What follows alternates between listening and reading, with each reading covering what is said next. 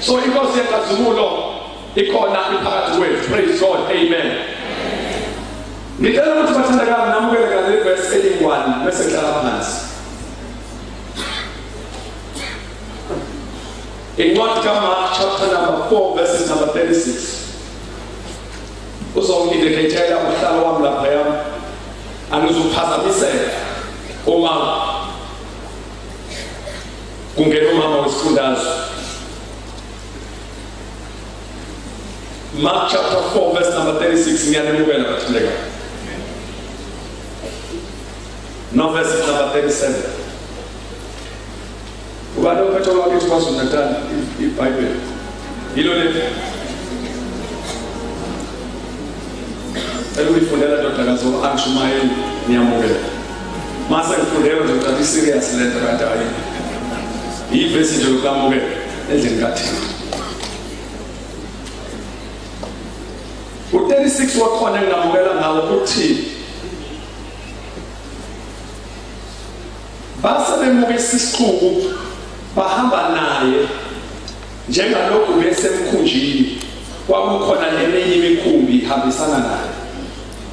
U37 wakhona uthi kwase kuvuka isivunguvungu esikhulu somoya, amaza noma kamanzi aphonseka phakathi emkhunjini, lithi umkhumbi waze waqala ukudwala. U38 owugcina kepha yena wayengasemuva emkhunjini elele esikamelweni.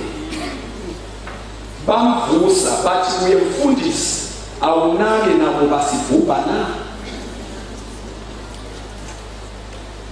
Engiletha kule verse kwavuka isivunguvungu esikhulu somoya, amanza aphoseka emkhunjini noma phakathi emkhunjini. Okungulisa kakhulu la, umkhumbi waze waqala ukudwala amanzi. U38 kepha yena wayengasemuva emkhumbini elele esikamelweni. Bamvusa bathi kuye mfundisi, awunake nabo basibhubha na?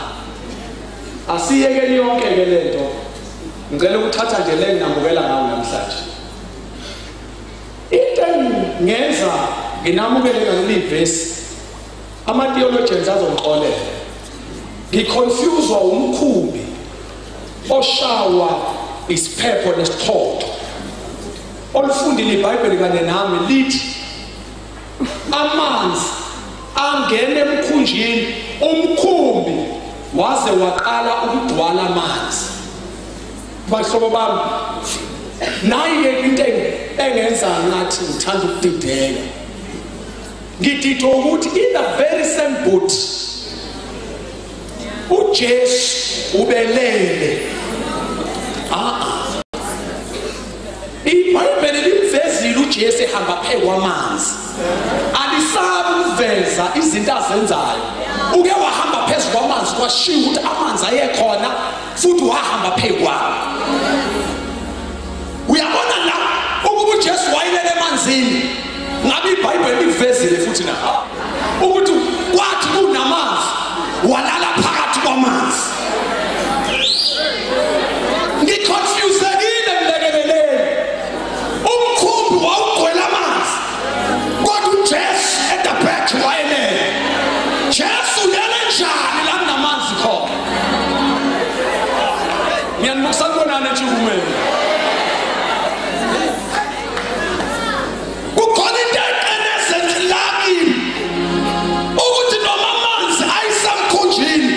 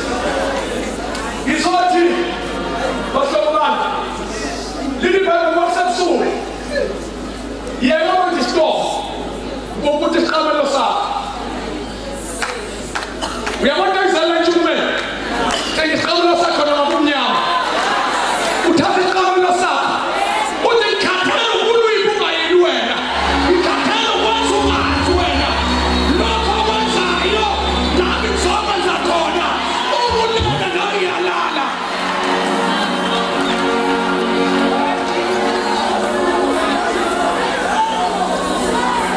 ungayenzi into angayenzi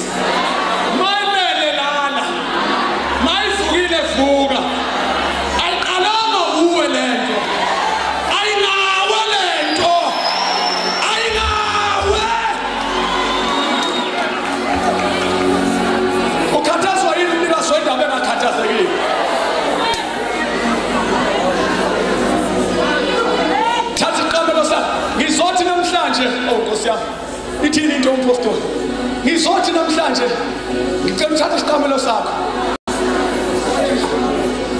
phole engqondweni cinga isiqamelo sakho musucela indawo eduze kaJesu uthi baba ngicela ungidedela kancane sihlushwa amanzi la sikhona kodwa la ukhona ulele ngicela uzolala eceleni kwakho ngoba sangibonile amanzi awahloniphi thina kodwa wena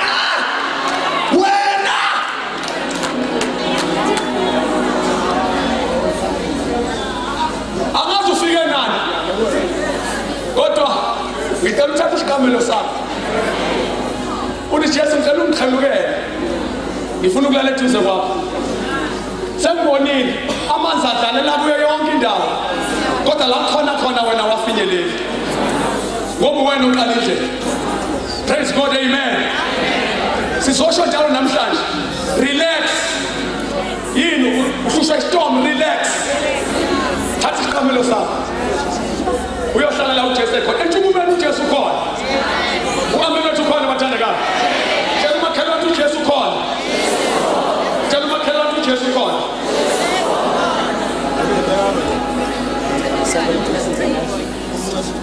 praise God amen so bahlobo sisho njalo ke sithi relax so run about 1 2 3 4 5 kaselekazi sesiyakulungisa khona manje so nje siyathanda ukwesinamukela nonke bahlobo bami ngicela nizwele uNkulunkulu uNkulunkulu makakele singakhohlwa ngesiqamelo sakho musuzama ukhipha amanzi azoqala musuzama ukudlula amanzi azoqala khohlwa istorm ngoba unele uMaster hamlola